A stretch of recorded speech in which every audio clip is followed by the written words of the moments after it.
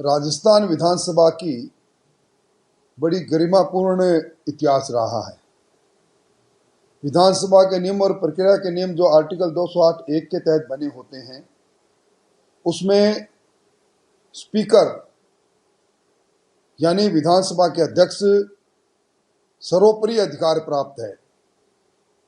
विधानसभा के नियम और प्रक्रिया के नियम 308 में भी स्पीकर को रिजनल पावर है कि वो अपने आसन पर बैठ के सदन को कैसा चलाए, और इसीलिए ये माना जाता है कि स्पीकर निष्पक्ष है। मैं पहली बार देख रहा हूं माननीय विधानसभा के अध्यक्ष जी पर आक्षेप लगाना, ये संसदीय परंपराओं के प्रतिकूल है, नियम और प्रक्रियाओं के प्रतिकूल है। ये इस प्रकार तो हम एक तरह से संविधान और लोकतंत्र को छोटा करने का काम कर रहे हैं। मैं इसको उचित नहीं मानता। दूसरा सवाल आपने किया आर्टिकल 161 का। निश्चित तौर पर महामहिम राज्यपाल हमारे संवैधानिक प्रमुख हैं और संविधान में आर्टिकल 161 में स्पष्ट ये लिखा गया कि किसी भी कानून में किसी भी सजा को महामहिम राज्यपाल उसके सेंटेंस को कम कर सकते हैं, क्षमा कर सकते हैं। ये उनके अधिकार क्षेत्र में है।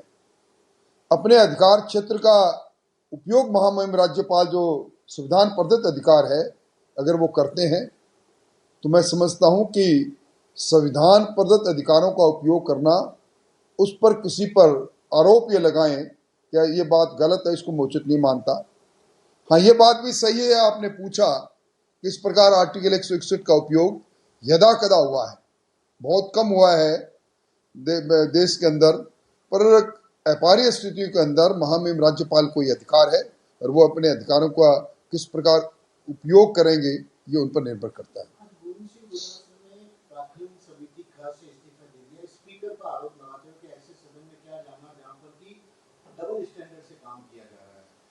प्राक्कलन समिति खै ये एक तरह से मिनी हाउस का रूप है। विधानसभा की समितियां नियम और प्रक्रियाओं के नियमों के तहत एक तरह से पूरी विधानसभा के का प्रतिनिधित्व करती है। विधानसभा की समिति से इस्तीफा दें, डोटास राम जी को इतनी हिम्मत करनी चाहिए कि एक तरह से विधानसभा की समिति से त्याग पत्र देकर विधानसभा का अपमान जो कर रहे हैं, तो फिर विधानसभा के सदस्य छोड़ने की हिम्मत भी वो करें। और फिर इस पूरे मामले के अंदर वो बिना किसी कारण से स्पीकर पर आरोप लगा रहे हैं, विधानसभा के अध्यक्ष पर आरोप लगा रहे हैं। ये राजनीतिक चश्मे से देखकर गरिमापूर्ण पदों पर लांछन लगाने के समान है। मैं इसको उचित नहीं मानता। एक आरोप लगाया कि बीजेपी की डबल इंजन सरकार, चाहे वो सेंट्रल की हो चाहे स्टेट की हो, ये आरएसएस के दबाव में काम कर रही है। देखिए, एक ऐसा संगठन जो हमारी चरित्र के निर्माण में लगा रहता है, राष्ट्रवाद के साथ जो काम करता है, चरविते के आधार पर निरंतरता से समाज के लिए, राष्ट्र के लिए जीवन समर्पित करने वाले लोगों के लिए इस प्रकार की बात कहना को सरकार पर दबाव बना रहे हैं, ये उचित नहीं। शायद वो राष्ट्रीय स्वयं संघ की कार्य प्रणाली से परिचित नहीं, वो बिल्कुल इंडिपेंडेंट रूप से काम करते हैं और अगर किसी बात पर सरकार के मुखिया परामर्श किसी से लेते हैं, वो चाहे कोई भी हो, उसमें गलती किस बात की है। अभी कुर्सी गए हुए 1.5 साल हो गया और कुर्सी का मोह जब लगातार उनको मन में होता है तो भटकाव आता है और भटकाव में इस प्रकार के अनर्गल बयान देना एक तरह से डोटास राज जी की प्रवृत्ति बन गई। कांग्रेस का आरोप ये भी है कि राहुल गांधी का समय था कि 24 घंटे के अंदर निर्णय होता है और आज 19 दिन के बाद भी किसी तरीके का कोई निर्णय विधानसभा नहीं ले रही है, तो क्या ये डबल स्टैंडर्ड वाली बात नहीं? मैं नहीं समझता कहीं भी हमारे विधानसभा के नियम और प्रक्रियाओं में और कहीं भी भारत के संविधान में ये नहीं लिखा कि निर्णय इस पीपल रिप्रेजेंटेटिव एक्ट में डिस्क्वालिफिकेशन का जो वर्णन किया गया है, उन अपराधों के लिए निर्णय कितने दिन में लिया जाए, उसमें तत्समय किसी चीज की आवश्यकता हुई होगी।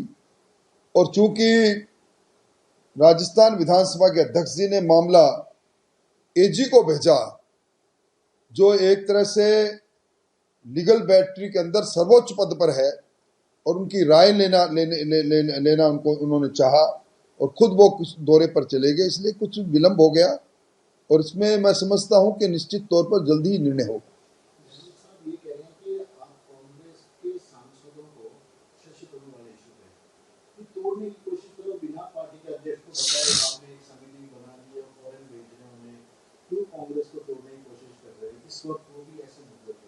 देखिए, ये उनका भय है, मन का फोबिया है उनके मन में। कांग्रेस पार्टी निश्चित तौर पर वैचारिक पार्टी नहीं है, इसलिए उनके मन में बिखराव लगातार होता रहा है। आजादी के बाद कांग्रेस कितनी बार खंडित हुई, ये इतिहास बताता है।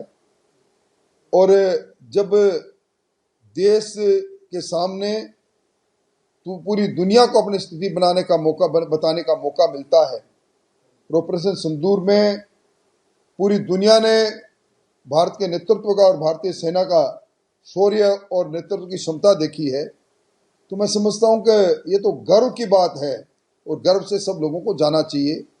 क्योंकि अभी ऑपरेशन सिंदूर युद्ध विराम ने, युद्ध स्थगित है, स्थगित युद्ध के अंदर किसी प्रकार की परिस्थितियां पैदा हो सकती है। ऐसे समय के अंदर, ऐसे संक्रमण समय में गहलोत साहब जैसे अनुभवी व्यक्ति को इस प्रकार का बयान नहीं देना चाहिए।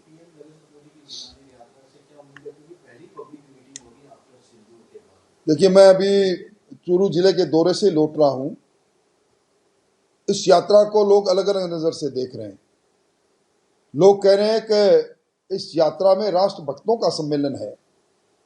ये कोई पार्टी, कोई सरकार की नहीं, ये सेना के सम्मान और शौर्य की बात है। और निश्चित तौर पर दुनिया की नजर टिकी है। पहली सभा के अंदर दुनिया के लोकप्रिय नेता किस प्रकार, किस दृष्टिकोण से भारतीय सेना के कृत्य को, जिसमें सब लोग गौरवान्वित है, उसको रखेंगे। निश्चित तौर पर इसका एक अंतर्राष्ट्रीय महत्व भी है, इसलिए बड़ी उत्सुकता है। अगर आप ये वीडियो YouTube पर देख रहे हैं तो हमारे चैनल को सब्सक्राइब करें और बेल आइकन को दबाना ना भूलें। अगर आप Facebook पर ये वीडियो देख रहे हैं तो हमारे पेज को लाइक करें।